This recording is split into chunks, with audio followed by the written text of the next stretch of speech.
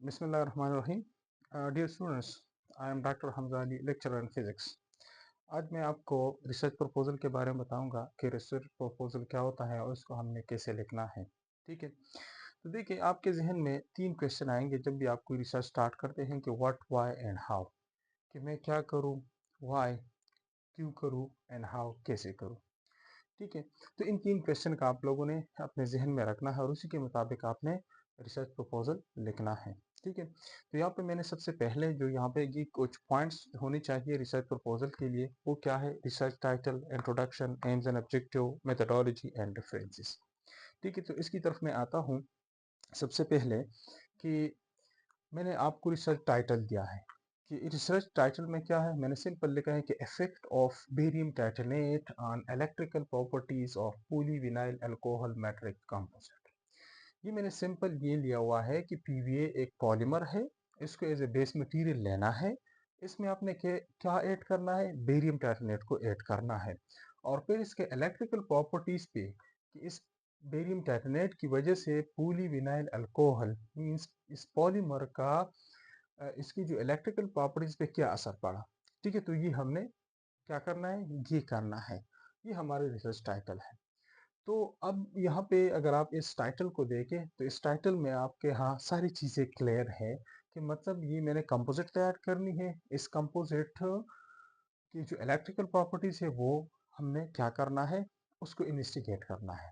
ठीक है, अब यहाँ पे मैंने ये कंपोजिट भी लिखा है तो मतलब मेथोडोलॉजी भी समझ आ गई कि मैंने कंपोजिट को तैयार करनी है। अब कौन से मेथड को यूज करना है तो वो नीचे ये सारी चीजें क्लियर मैं करा दूंगा। अब इस रिसर्च प्रपोजल का या इसका जो टाइटल है इसके लिए हमने इंट्रोडक्शन लिखनी है। तो इंट्रोडक्शन में हम क्या करेंगे, तो ब्रीफली आप इंट्रोड्यूस करिए कि मैं जिस मटेरियल के बारे में बता रहा हूँ या जिस टॉपिक के बारे में बता रहा हूँ कि इसकी कौन सी प्रॉपर्टीज हैं, इसके एप्लीकेशंस क्या हैं, कहाँ कहाँ कौन से मटेरियल इसमें यूज हुए हैं, एप्लीकेशन किस साइड पे हैं।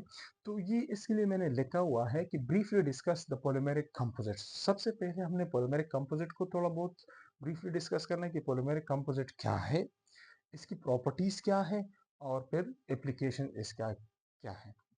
ठीक है, तो पॉलीमर मतलब जिसमें से polymer as a host material लिया जाए तो उसको हम कहते हैं पॉलीमेरिक। ठीक है, और दो या दो से ज्यादा चीजें जब हम इस पॉलीमर में ऐड करते हैं तो इसको हम कहते हैं पॉलीमेरिक कंपोजिट। कंपोजिट का मतलब है द कॉम्बिनेशन ऑफ टू और मोर।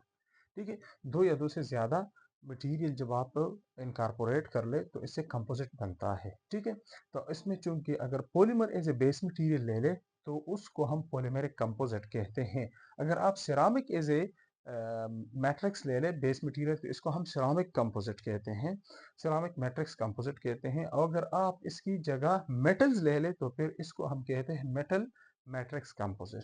तो यहाँ पे मैंने पॉलीमर को एज ए होस्ट मटेरियल लिया हुआ है।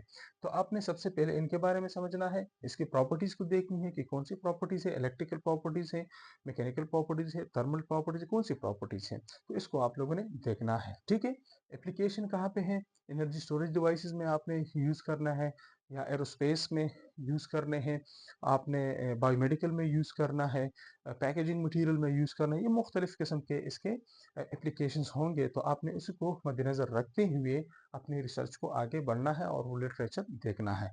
तो जब आप लिटरेचर रिव्यू कर लें तो इसके बहुत सारे मटेरियल्स ऐसे होंगे जो कि वो आपके मटेरियल के साथ मैच कर रहे होंगे। ठीक है, लेकिन थोड़ा बहुत इसमें डिफिशियंसी आपको नजर आएगी और उस डिफिशियंसी को हम कहते हैं रिसर्च गैप। मतलब आपने क्या ऐसा देखा इन सारे पेपर्स को स्टडी करते हुए इसमें से कुछ चीजें रह गई हो और वो उन्होंने नहीं की और आप उसको एड्रेस कर ले कि मैंने ये रिसर्च करना है। रिसर्च गैप उसको कहते हैं। आसान मिसाल मैं आपको दे रहा हूँ, अगर किसी लिटरेचर में आपको पीवीए नहीं मिल रहा है कि पीवीए को किसी के ने बेरियम कार्बोनेट को इसके साथ इनकॉर्पोरेट नहीं किया, इस किस्म के प्रॉपर्टीज उन्होंने मालूम नहीं किए, तो आपने ये लेना है, ये भी आपके यहाँ एक रिसर्च गैप है। या अगर इस किस्म कॉम्बिनेशन आपको मिल रही है लेकिन उन्होंने मैकेनिकल प्रॉपर्टीज की है, इलेक्ट्रिकल प्रॉपर्टीज आपको नहीं मिल रही कि किसी ने नहीं किए, तो आप इसको इलेक्ट्रिकल प्रॉपर्टीज मालूम कर ले, तो ये भी आपके यहाँ एक रिसर्च गैप है। तीसरा मेथड ये है, अगर उन्होंने किसी बंदे ने इसके तीन फिल्म तैयार की है लेकिन इसके नैनो फाइबर्स तैयार नहीं किए, तो आपने ये कहा कि मेरे साथ ये भी एक रिसर्च गैप आ गया, मैंने इसके क्या करना है, आसान अल्फाज में मैंने वो गैप क्या करना है, उसको फिल करना है, उसको एड्रेस करना है, ठीक है? तो वो भी आपके साथ और एक ही रिसर्च गैप आ गया। तो ये मुख्तलिफ किस्म के गैप्स होंगे, लेकिन आपने क्या करना है, एक नई चीज़, एक नॉवेल्टी लेकर आनी है कि हूबहू वही चीज़ तैयार नहीं करनी जो कि आपको लिटरेचर में मिल रहा है। थोड़ा बहुत इसमें से आपने चेंज लेकर आना है, ठीक है? तो आपके यहाँ ये रिसर्च गैप आएगा कि मतलब लिटरेचर में हमें ये इस किस्म के कॉम्बिनेशन या इस किस्म की प्रॉपर्टीज़ किसी ने नहीं मालूम की, तो मैंने ये करना है, तो उसको हम कहते हैं रिसर्च गैप। और उसी रिसर्च गैप को आगे लेकर आपने अपने लिए एम्स एंड ऑब्जेक्टिव को तैयार करने हैं, ठीक है? एम्स एंड ऑब्जेक्टिव क्या है?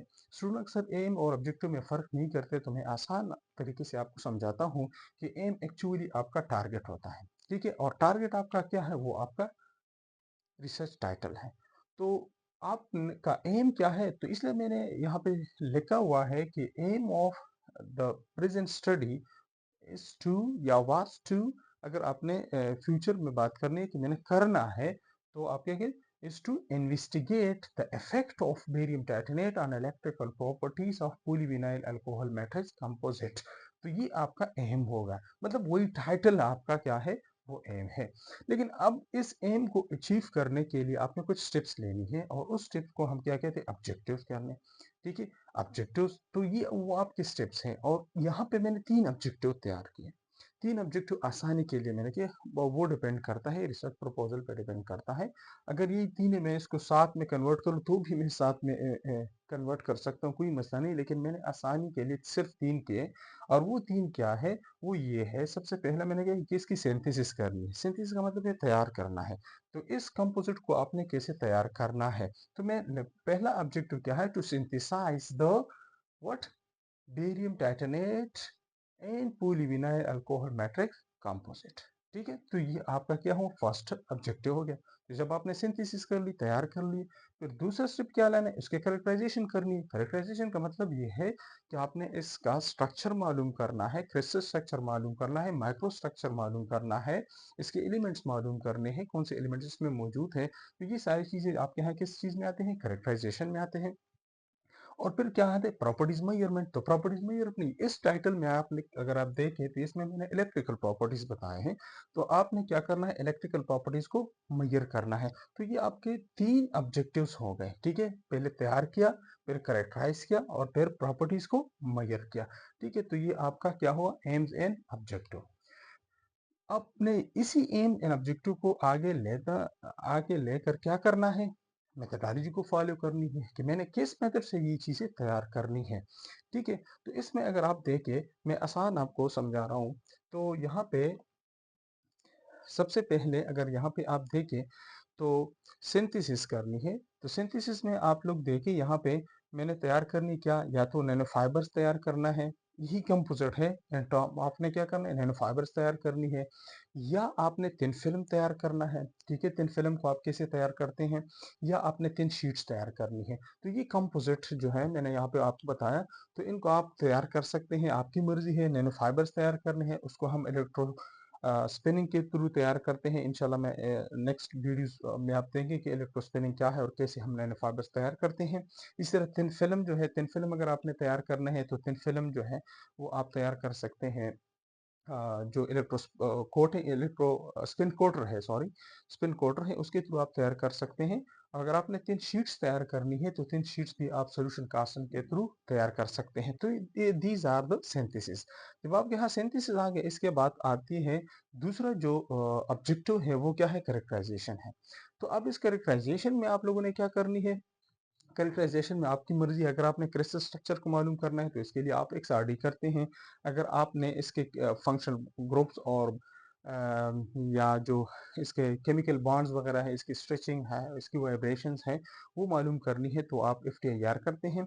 और इसी तरह अगर आपने सरफेस मॉर्फोलॉजी को देखना है कि ये नैनो फाइबर्स बने हैं कि नहीं बने, ठीक है, तो इसके लिए आपने स्कैनिंग इलेक्ट्रॉन माइक्रोस्कोपी करनी है। और इसके बाद अगर आपने एलिमेंट्स देखना है कि या ये एलिमेंट जो मैंने यहाँ पे ऐड किए कि बेरियम टाइटेनेरियस में है कि नहीं, ये बेरियम है कि नहीं, ये कितना वेट परसेंट है, इसी तरह टाइटेनियम कितना वेट परसेंट, कार्बन ऑक्सीजन ये कितने वेट परसेंट है, तो इसको हम EDX कहते हैं, एलिमेंटल एनर्जी डिस्पर्सिव एक्सपीरियंस, तो इसमें एलिमेंटल कंपोजिशन को मालूम करते हैं। इसी तरह फिर जो थर्ड ऑब्जेक्टिव है वो मेजरमेंट्स है। तो यहाँ पे चूंकि मैंने मेजर्स में इलेक्ट्रिकल प्रॉपर्टीज की बात की है, तो मैंने यहाँ पे इलेक्ट्रिकल प्रॉपर्टीज मालूम करनी है। तो इलेक्ट्रिकल प्रॉपर्टीज में बहुत सारे आते हैं, वो आपके ऑब्जेक्टिव पर डिपेंड करता है। तो मैंने फॉर एग्जांपल इसकी कैपेसिटेंस मालूम करनी है, मैंने इसका डायरेक्ट कॉन्सेप्ट मालूम करना है, या मैंने इसकी ऐसी कंडक्टिविटी मालूम करनी है, या और भी बहुत सारे हैं। फॉर एग्जांपल टेंजेंट क्लास है, डाइलेक्ट्रिक क्लास जिसे हम कहते हैं, या इसके अलावा रेजिस्टेंस है, वो भी हम मालूम कर सकते हैं। तो ये सारी चीज़ें जो हैं ये आपके यहाँ मेजरमेंट में आते हैं। और लास्ट में जो इम्पोर्टेंट एक पॉइंट रहता है वो है रेफरेंसेस। तो रेफरेंसेस का मतलब है हवाला देना। तो ये जितना भी लिटरेचर आपने लिखा है, तो इसको आपने हवाला देना है, कि ये जो रेलेवेंट लिटरेचर है इसका हवाला देना है, कि मतलब किस बुनियाद पे आप कह रहे हैं कि ये जो पॉलीमर मैट्रिक्स कंपोजिट है, ये इसकी प्रॉपर्टीज़ क्या है, इसके एप्लीकेशन है, कहाँ कहाँ पे ये इस्तेमाल होता है। ठीक है, तो इसके लिए आपने जो डेटा लिया हुआ है, जो लिटरेचर लिखा हुआ है, तो इसका आपने क्या करना है, हवाला देना है। और वो भी मुख्तलिफ़ किस्म के स्टाइल्स होते हैं। आजकल हम एपीए स्टाइल यूज़ कर सकते हैं, एमएलए स्टाइल यूज़ कर सकते हैं, वो कोई भी है, वो यूनिवर्सिटी पे डिपेंड करता है कि वो कौन सा जो स्टाइल है, रेफरेंसेस का स्टाइल है, वो फॉलो करते हैं। उसी के मुताबिक आप लोगों ने वो रेफरेंस देनी है। और इस पे भी मैं वीडियो दूंगा, क्योंकि अगर आपने ये रेफरेंसेस नहीं दिए तो ये प्लेजरिज्म में आता है। ठीक है, किसी को आपने जिस जहाँ से भी आपने ये डाटा लिया है, तो उसको आपने एक्नॉलेज करना है। Okay, thank you. Any question you can comment. Thank you.